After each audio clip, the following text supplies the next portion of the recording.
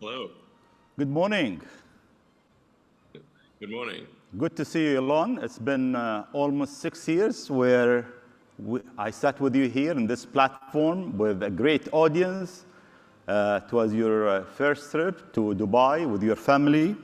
I hope you Yeah, enjoyed it. yeah, it was wonderful. Very much enjoyed. Hope, I see my head is gigantic on the stage. I think my head has grown larger since we last met. is it because of Twitter? Yeah, I don't know, perhaps. Um, it, um, Twitter is certainly quite the roller coaster. Elon, just it's been 6 years. Within 6 years, we've seen tremendous things since our last conversation. We've seen the pandemic, Russian-Ukrainian war, development of Chat GPT. You launched Starship. You recently also acquired Twitter. Can I ask you this question? A lot has happened. What Why you bought Twitter? Why didn't you create your own platform? Maybe it was cheaper for you? I mean, I thought about creating something from scratch, but I thought Twitter would perhaps accelerate progress versus creating something from scratch by 3 to 5 years. And I think we are seeing just a tremendous technology acceleration that 3 to 5 years is actually worth a lot. So, I mean, to be frank, I was a little worried about the direction that and the effect of social media on the world, and especially Twitter. And I thought it was very important for there to be a maximally trusted sort of digital public square where people, within countries and internationally could communicate with, the least amount of censorship allowed by law. Obviously, that varies a lot by jurisdiction, but I think in general, social media companies should adhere to the laws of countries and not try to put a thumb on the scale beyond the laws of countries. I think this is something that is probably agreeable to the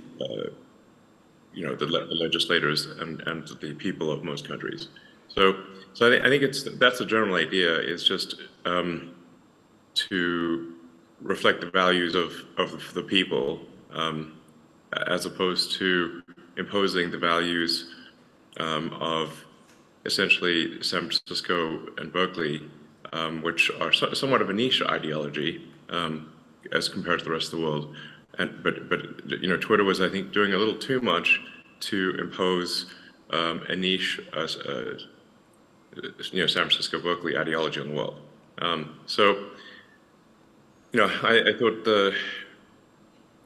it was important kind of for the future of civilization to try to correct that thumb on the scale, if you will.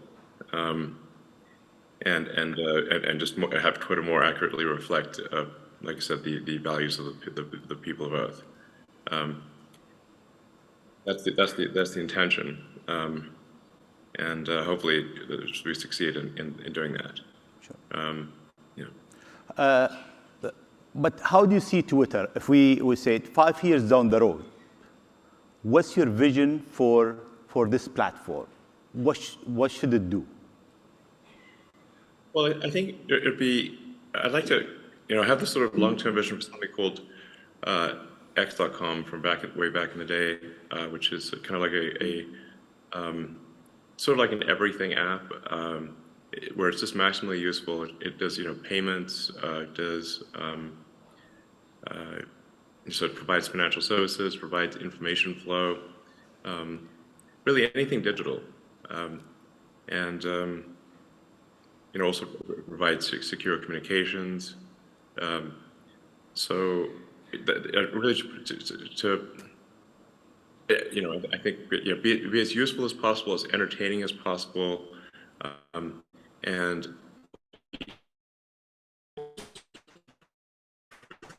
want to find out what's going on and what's really going on, then you should be able to go on X, the X app, and find out.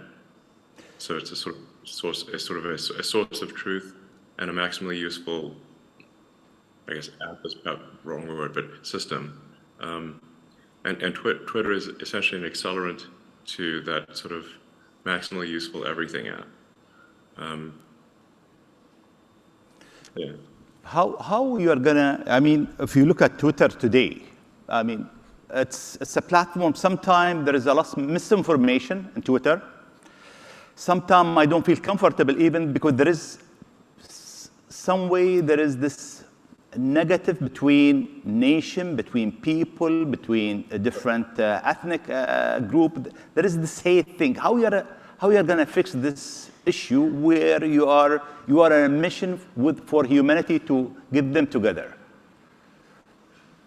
Yeah, I think there's something that we're putting a lot of effort into called community notes. It's currently just in English, but we will be expanding it to all languages. That is, I think, quite a good way to assess the truth of things, where it's the community itself, basically the people of Earth who are basically, not exactly voting, but competing to provide the most accurate information. So it's sort of a competition for truth. And I think it's a very powerful concept to have a competition for truth. And because you can also say, like, what is true? It's because what may be true to some may not be viewed as true to others, but you want to have the closest approximation of that. So I think the community notes thing is very powerful. I think the trying to have as many organizations and people and institutions verified as being legitimately those people and organizations is important. And to have the organizational affiliation clearly identified, so that if you want to find out if somebody's actually, if an account is actually, say, from a member of parliament or a journalist, or let's say if a Twitter handle is actually belongs to, say, Disney Corporation or something like that, you can go on Twitter and it's sort of an identity layer of the internet, and you can confirm that is in fact the case. And I think once you've got these sort of interlocking sort of identities, it's actually very hard to be deceptive in that case, because and it's also, you have a reputation to protect at that point. So I think then people are far more likely to be measured in their response, and be more reasonable, since they have reputational value at that point. So these are some of the ideas that I have, and I'm not saying that for sure it will succeed or that it's going to be perfect, but I am confident that it will, over time, head into a good direction. And I think the evidence for that will be, do people find it useful? As we're measuring sort of the total user minutes, but not just user minutes, unregretted user minutes is, I think, the key figure of merit. Because well, for example, TikTok has a very high usage. I often hear people say, well, I spent 2 hours on TikTok, but I regret those 2 hours. I'm not trying to knock TikTok, but it's just, we don't want that to be the case with Twitter. We want to say, like, okay, you spent half an hour on Twitter, but you found it to be useful and entertaining and a good thing in your life, and ultimately be a force for good for civilization. That's the aspiration. Thank you. Elon, we have over 150 government within the World Government Summit, global leaders. They have 8 billion customers, their citizen. How government can use Twitter better to serve its citizen? Yeah, well, I think generally I would recommend really communicating a lot on Twitter, and I think it's good for people to speak in their voice, as opposed to how they think they should speak. Sometimes like people think, well, I should speak in this, but it ends up sounding, I think, at times somewhat stiff, but and not real. Like if you read a press release from a corporation, it just sounds like propaganda. So I would encourage CEOs and of companies and legislators and ministers and so forth to speak authentically and to if there's a particular policy, to explain it, and I think there's sometimes a concern about criticism, but I think at the end of the day, having some criticism is fine. It's really not that bad. I mean, I'm constantly attacked on Twitter, frankly, and I don't mind. You have to be somewhat thick-skinned, I suppose, at times. Just because they really will try to twist the knife. But I think just like I said, just as a forum for communication, it's great, and I would just encourage more communication, and like I said, to sort of speak in an authentic voice. Like sometimes people will have someone else be their sort of Twitter manager or something like that, and I think people should just do their own tweets. It sounds and like sometimes you make a mistake or something, it's fine, but I think just doing your own tweets, just like you would do your own, you give a talk here, or you would have a meeting at a summit or something. I think that's the way to do it, is to actually do the tweets yourself, and convey the message that you want directly. Yeah. So, but I mean, one thing I should say, and I know this is called the World Government Summit, but I think we should be maybe a little bit concerned about actually becoming too much of a single world government. If I may say, that we want to avoid creating a civilizational risk by having, frankly, this may sound a little odd, too much cooperation between governments. If you look at, say, at history and the rise and fall of civilizations, that really all throughout history, civilizations have risen and fallen, but it hasn't meant the doom of humanity as a whole, because there've been all these separate civilizations that were separated by great distances. And so, say like while Rome was falling, Islam was rising, and so you had like the sort of caliphate doing incredibly well while Rome was doing terribly. And that actually ended up being a source of preservation of knowledge and many scientific advancements. And so, so I think we want to be a little bit cautious about being too much of a single civilization, because if we are too much of a single civilization, then if the whole thing may collapse. I'm obviously not suggesting war or anything like that, but I think we want to be a little bit wary of actually cooperating too much. It sounds a little odd, but we want to have some amount of civilizational diversity, such that if something does go wrong with some part of civilization, that the whole thing doesn't collapse, and humanity keeps moving forward. Thank you. I hear you. I agree and disagree with you at a certain point, and I think it's today people, they don't fight with sword anymore. I mean, they have nuclear weapons. So if there is this conflict, the whole civilization will be gone. The whole human civilization will be gone. And what we are trying to do here at the Emirates actually is to do exactly what you are saying. We have 180 nationalities. You have every single race, every single religion, and we're trying to create a model that show the world that it doesn't matter who you are, what your color, what's your religion, where you're from, humanity can live in peace and harmony. Yeah, I mean, that would be great. Yeah.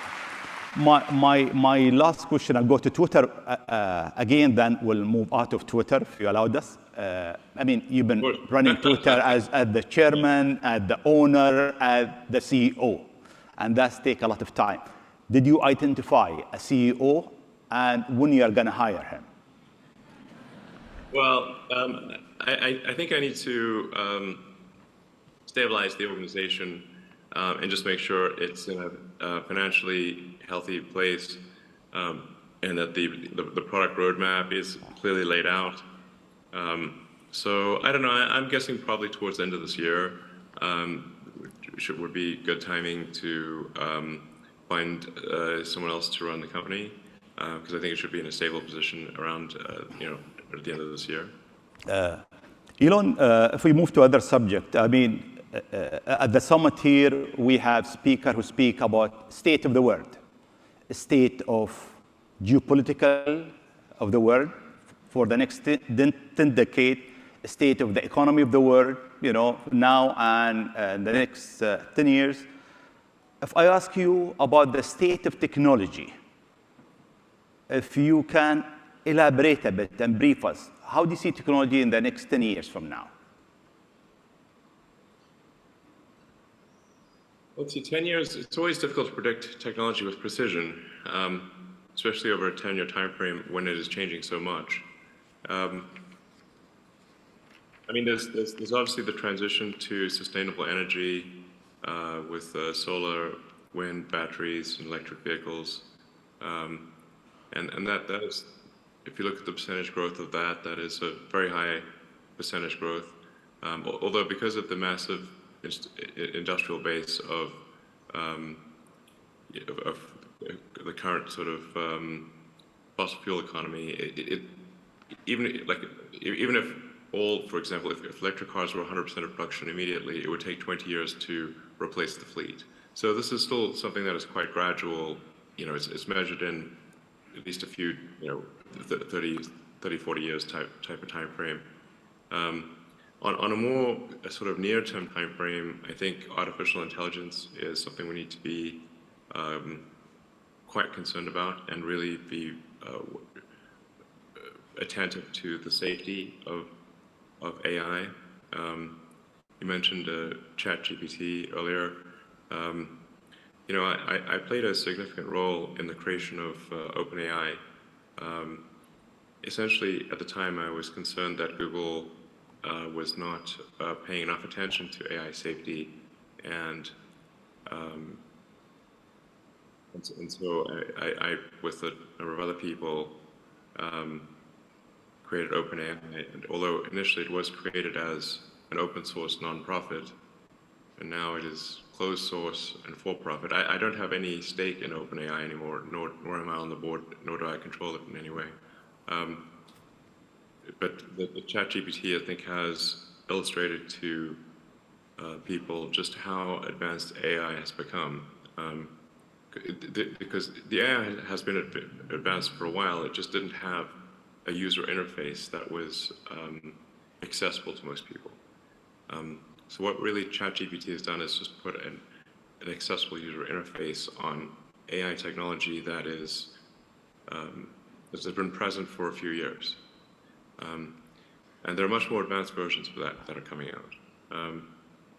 So I think we need to really I think we need to regulate AI safety, frankly, because if you think of any technology which is potentially a risk to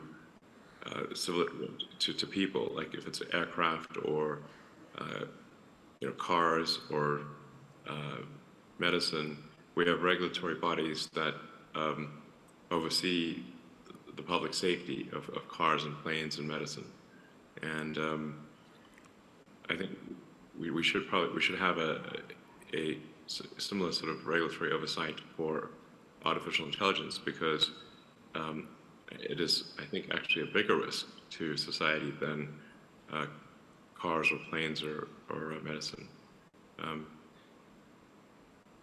And this may slow down AI a little bit, but I think that might also be a good thing. The challenge here is that government regulatory authorities tend to be set up in reaction to something bad that happened. So if you look at, say, aircraft or cars, the cars were unregulated at the beginning. Aircraft were unregulated, but they had lots of airplane crashes, and in some cases manufacturers that were cutting corners, and a lot of people were dying. So the public was not happy about that, and so they established a regulatory authority to improve safety. And now commercial airliners are extremely safe. In fact, they're safer than if you were to drive somewhere. The safety per mile of a commercial airliner is better than a car. And cars are also extremely safe compared to where they used to be. But if you look at, say, the introduction of seatbelts, the auto industry fought the introduction of seatbelts as a safety measure for, I think, 10 or 15 years, before finally the regulators made them put seatbelts in cars, and that greatly improved the safety of cars. And then airbags were another big improvement in safety. So my concern is that with AI, if there's something bad, if something goes wrong, the reaction might be too slow from a regulatory standpoint. So I'd say, like, if I'd say, like, what are the biggest risks to the future of civilization? It's AI, but AI is a double, it's both positive and negative. It has great promise, great capability, but it also, with that comes great danger. I mean, you look at, say, nuclear, just discovery of sort of nuclear physics. You had nuclear power generation, but also nuclear bombs. So anyway, I think we should be quite concerned about it, and we should have some regulation of what is if fundamentally a risk to the public. Very great. Let me move to another subject, Elon. Education. I mean, you have your own philosophy about education. With AI, education might change dramatically.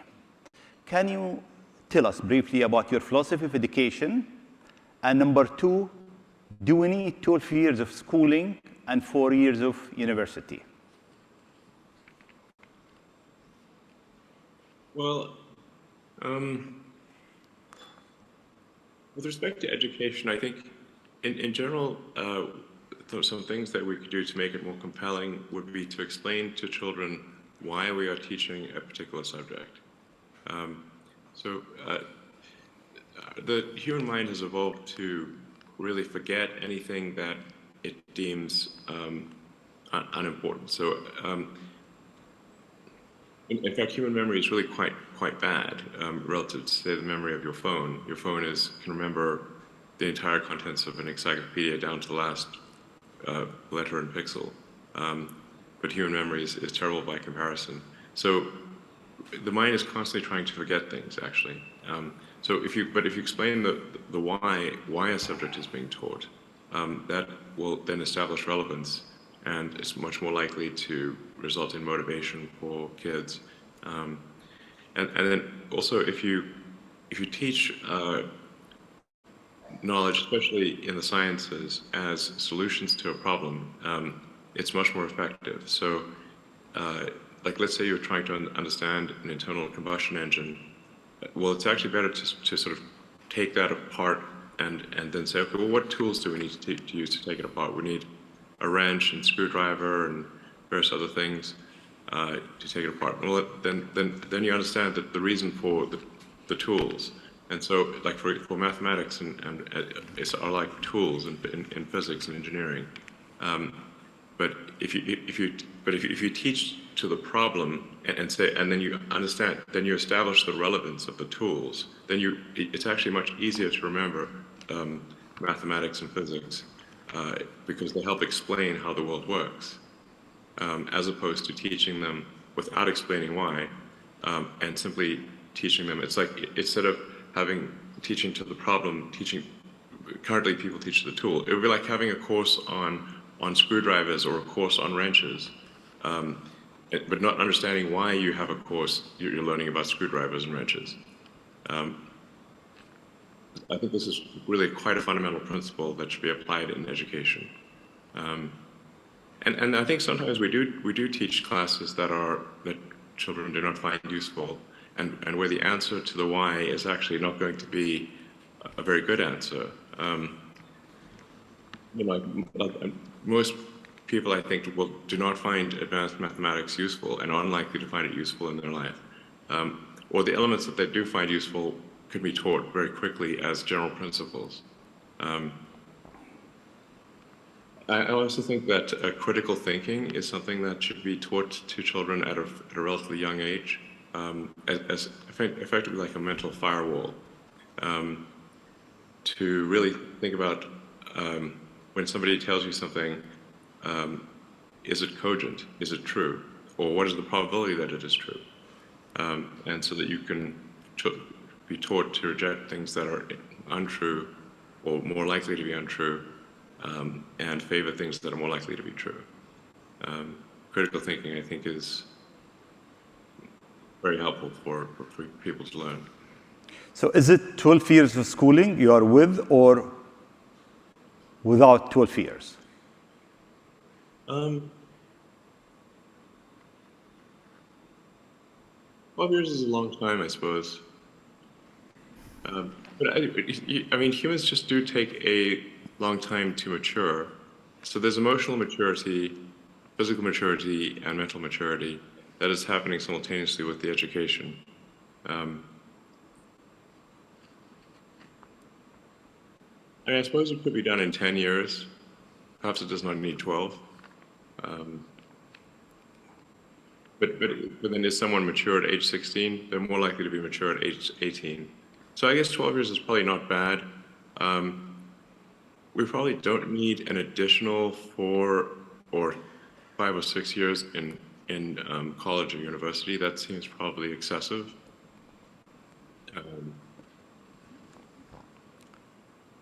I think we would probably shave a few years off and be fine. Right. Okay. Kids will love it, by the way. Yeah. But social media. But we spend so many hours on social media. I mean, the average sometime in certain country, 3-4 hours on social media. And sometimes when we go to our kids, we see them spending also long hours. Part of it's knowledge. Do you have any rule for your kids? I mean, how much they can spend on social media? I've generally not tried to restrict social media for my kids, although that might have been a mistake. Depending on which kid it is, they've really been programmed by Reddit and YouTube, I'd say, more than anything else, Reddit and YouTube. I think probably I would limit social media a bit more than I have in the past. And just, let's take note of what they're watching, because I think, at this point, they're being like programmed by some social media algorithm, which you may or may not agree with. So I think probably one needs to supervise children's use of social media, and be wary of them getting programmed by some algorithm written in Silicon Valley, which may or may not be what you want.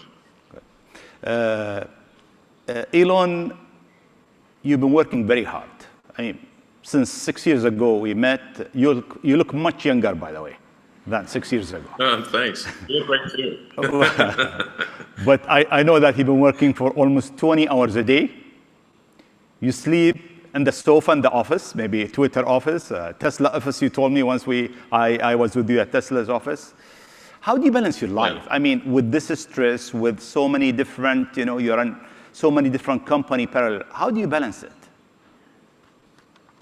Well, I should point out that a 20-hour workday is relatively unusual and rather painful. But I do sleep 6 hours a night. So, and if I sleep less than 6 hours a night, I find that I might be awake longer, but I get less done. So, But I do work a ridiculous amount, I think, relative to most people, in that it's pretty much 7 days a week, and mostly from when I wake up to when I go to sleep. I'm not suggesting this is good for everyone, and I think, frankly, I would like to work a bit less than that. So I think, if I look at, say, Tesla went through some very difficult times where it was on the ragged edge of survival, and really, if I didn't give it everything I got, I think the company could have easily gone bankrupt. It was really on the verge of bankruptcy for quite a while. I don't mean to suggest complacency at this point, but it does require much less work to operate Tesla now versus, say, in the 2017 to 2019 timeframe. And it's not at mortal risk of survival. It's achieved economies of scale that make it, not on the ragged edge of survival. And then SpaceX also has a strong team and is able to make a lot of progress, even if I spend less time there. It does help if I spend time there, but it keeps making progress even if I don't. Twitter is still somewhat of a startup in reverse, and so there's a lot of work required here to get Twitter to a sort of a stable position, and like I said, to really build the engine of engineering, of software engineering at Twitter, and have it, really have, like I said, a great product roadmap and the people in place to implement that product roadmap. And so it is not my intention to work like crazy. I think I would be comfortable with a mere 80-hour work week. Would be fine. All right. And that is what I would aspire to. Thank you. We are running out of time. I have one last question I have to ask you. Sure. 3 UFO been shot, one over Alaska, Lake Huron, and Canada. Alien, no alien? I don't think it's aliens, no. Okay. I do find the whole question of aliens a very interesting one. What is typically called the Fermi paradox, which is that if the universe is really as old as science seems to think it is, and where are the aliens? Have we really been around for 13.8 billion years? If so, shouldn't there be aliens all over the place? The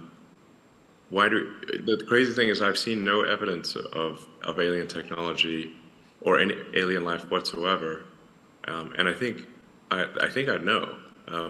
SpaceX, we do a lot. I think I know. I don't think anyone knows more about space, than me, or at least the space technology. But I think it's actually a troubling thing if there are no aliens as well, which is that what that actually could mean then is that sort of civilization and consciousness is like a tiny candle in a vast darkness, and a very vulnerable tiny candle that could easily get blown out.